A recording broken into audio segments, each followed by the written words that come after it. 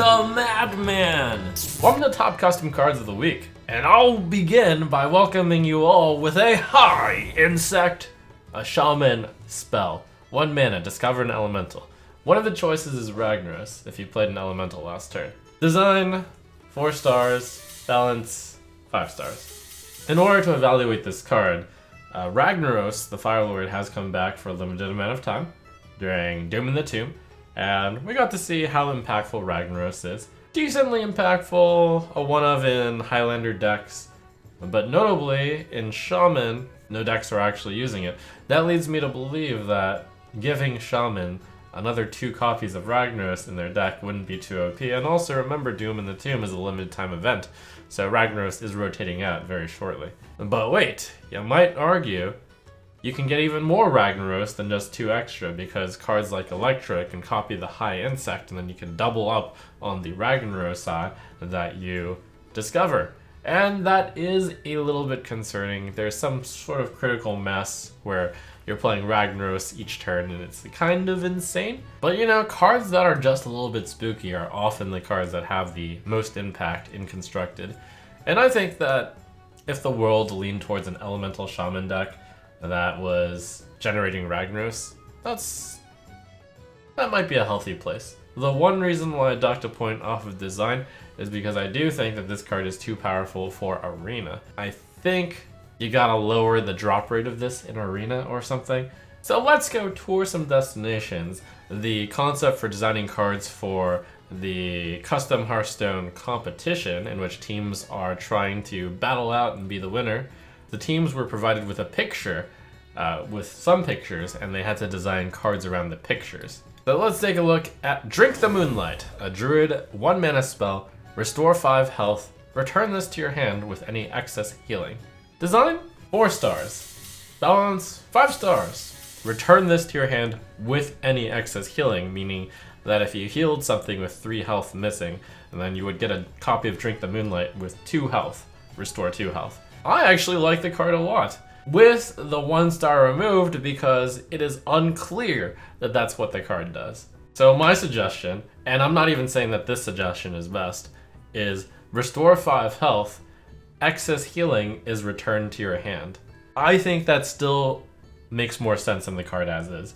And the card could be compared with any number of 1 mana restore 5 cards. It's a better one than that because you can split up the health. There is the potential for combinations with Gadgetzan Auctioneer into Drink the Moonlight, because you can heal something that's at full, and then you just get the card back, but I don't think that's that big a problem. Next up, Resting Grounds, using the same art. 0 mana priest spell. Give a minion at the end of your turn, restore this minion to full health. Design, 2 stars. Balance, 3 stars. It's scary.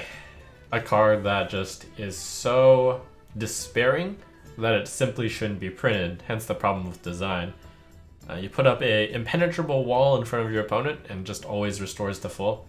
That might be a bit too much. Could you fix it to be balanced? Yes, I think in theory by just making it 1 mana, it's balanced, but then there's still a design problem of it's just not fun to not be able to get through a minion. You put this on a 10 health minion, if your opponent doesn't have a hard kill spell, they just can't get through it. And you might make the argument, why restore your minion to full health when you can just kill them with Inner Fire? Well, you know, that's kind of a valid point. Inner Fire might just be part of Priest Identity, which is bad. Maybe there's some design space limitations there, but also though, Resting Grounds does cost 0, and it's just even more consistency. And played on an early minion, that's a lot. That's probably why they capped Regenerating Thug, a 4 mana 3/5, at just restoring 2 health to itself. It's just too much to spare. Pet Cemetery. 2 mana hunter card, 0/4. After a friendly beast dies, summon a 1/1 skeleton. Design, 3 stars. Balance, 4 stars. It takes a tried and true theme of after something dies, do something. The card does combine with cards such as Unleash the Hounds, so too does Scavenger. So the question is +2/+1, or is 1/1 more scary? And the answer is they're kind of both scary in their own way. The Pet Cemetery is a bit too spooky at 4 health though, and I think it should be docked down to 3 health. It's a little disturbing also to have your pets coming back as skeletons. Cemetery Hotel for Priest. 1 mana, discover a minion, any that died this turn, show up as options. Design 3 stars, balance 5 stars. I'm docking the design some points for a few reasons. First is a flavor fail of what is a cemetery hotel. Sure, weird stuff happens, but you're gonna need a better tie-in / title than that. So discover a minion, any that died this turn show up as options. One could say it's too wordy.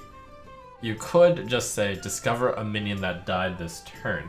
However, the card as is does have a different intent. With the card as stated, you can discover random minions that didn't die. But I think that takes away from the flavor as well. So I think the card would be more in theme as simply discover a minion that died this turn. And then it would be cool, it would be a card that could reuse your minion. Sometimes your opponent had a key minion die and you can bring that one back to your hand. I think that's actually a pretty cool card. Milhouse the Magnificent is a 5 mana 4/4 legendary. Battlecry, if your deck has no duplicates, set your maximum mana to 11. Alright, let's turn it to 11. And I'm sure Milhouse the Magnificent could have a lot of cool voice lines referencing that. Design 5 stars, balance 3 stars. Milhouse is the type of rad dude that could turn things up to 11. And I just have a simple fix for this one. Just remove the duplicate restriction. I don't think it's necessary. You might say many of the combos are built around the maximum of 10 mana, not having 11 mana. But remember, Emperor Thorsan is back for Doom in the Tomb, and that easily allows one of your combo pieces to be reduced by 1 mana. And that's not a problem. Sure, with Milhouse the Magnificent printed, you would have to, in theory, be even more aware of combos that might not be possible at 10 mana, but are possible at 11 mana. But it might be a worthy design limitation for a year and, a half or 2 years. Dark Lady Quattro. 4 mana 3/3, Battlecry, discover a 1-cost spell and create a lackey that casts it. Also, add it to your pool of lackeys. Design 4 stars, balance 3 stars. My main concern with this card is that she's neutral, meaning that you have to cover her for all decks that can use lackeys. And yes, every single deck could use lackeys, but the good classes only have Evil Cable Rat to generate lackeys, whereas many of the other classes can generate a bunch of lackeys, especially with battle cries.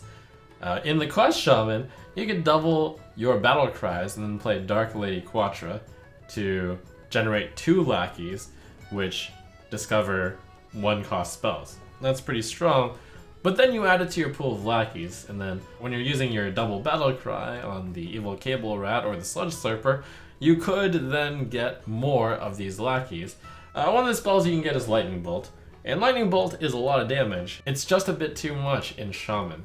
So, the solution? Simply make it a Warlock card. She's already the Dark Lady Quattro after all. Perhaps she's more Warlocky in nature. There is the interesting thing happening that one of the 1-cost spells in Warlock is Sinister Deal, so you could discover a lackey that discovers more lackeys, which could include itself, but I think that's probably fine. And Warlock also has Tikan, potentially making every additional lackey way better. Once you get into a critical mass of lackeys, Tikan is really, really good, but I think that's also fine. It would create some cool gameplay stories, and that's really the goal. The Crumpet Projectionalist is a 4 mana 0/1 Shaman minion. Battlecry, summon a 5/6 Astral Bruiser with Taunt. Death Rattle, destroy Astral Bruiser. 4 mana 5/6, that's pretty sweet, right? With the big weakness of a 1 health minion behind it. Design 5 stars, balance 4 stars. There is a slight problem with the card though. Like, yes, it's a 4 mana 5/6 plus a 0/1, but really your opponent just has to deal 1 damage to kill your 5/6. That's like a 4 mana 1 health minion. That's way too weak. So of course the intent of this card is to use it with Evolve, so 2 cards for 5/6 and then a 5 mana card. Is that too strong? I think that might actually be fine. Rattling Rascal was 4 mana 2/2, which summoned a 5/5, and when it died, it gave your opponent a 5/5. So the Projectionalist, instead of giving your opponent something, makes your something die. So similarly, you wanted to evolve that card, and evolve was in the format. So I think that it could work as a card that pushes the evolve theme. You know, hold on, I should know better than this. In a world where Desert Hair into evolve is like OP, is Decrepit Projectionalist into mutate like also on the same level as Desert Hair evolve? Turn 4, you're getting 3 4-drops.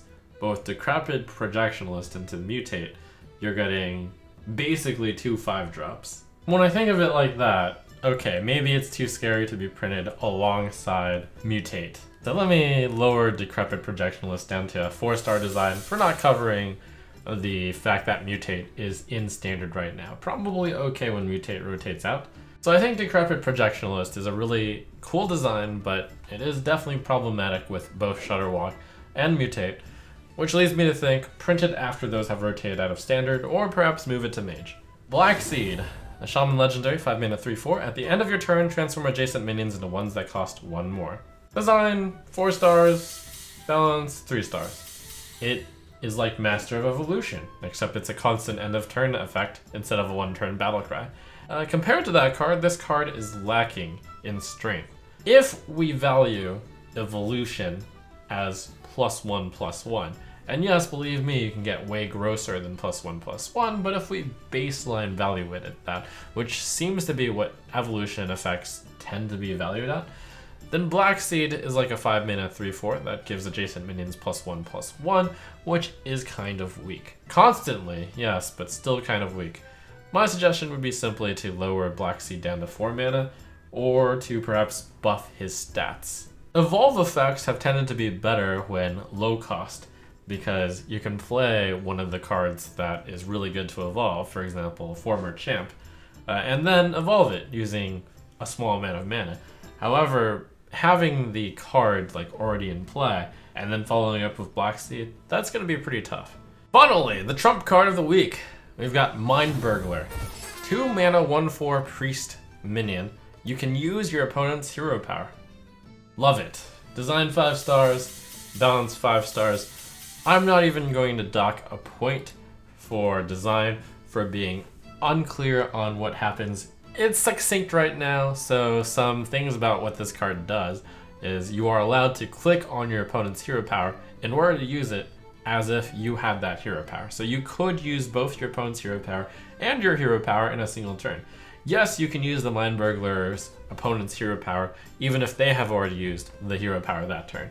So perhaps Mind Burglar should use another line which says, you can use your opponent's hero powers, your opponent's hero power refreshes during your turn. Yeah, it's just another button you can click over on the opponent's side. Very priest theme.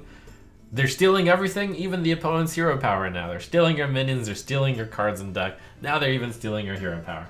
Love this card. BlizzCon is coming up, and it's likely that the next expansion is going to be revealed there, which means that instead of custom Hearthstone cards, we're going to see real cards. So this week, we're going to do an extra custom Hearthstone cards before all the new BlizzCon card reveals start coming up, and I have to reveal real cards. So look forward to that.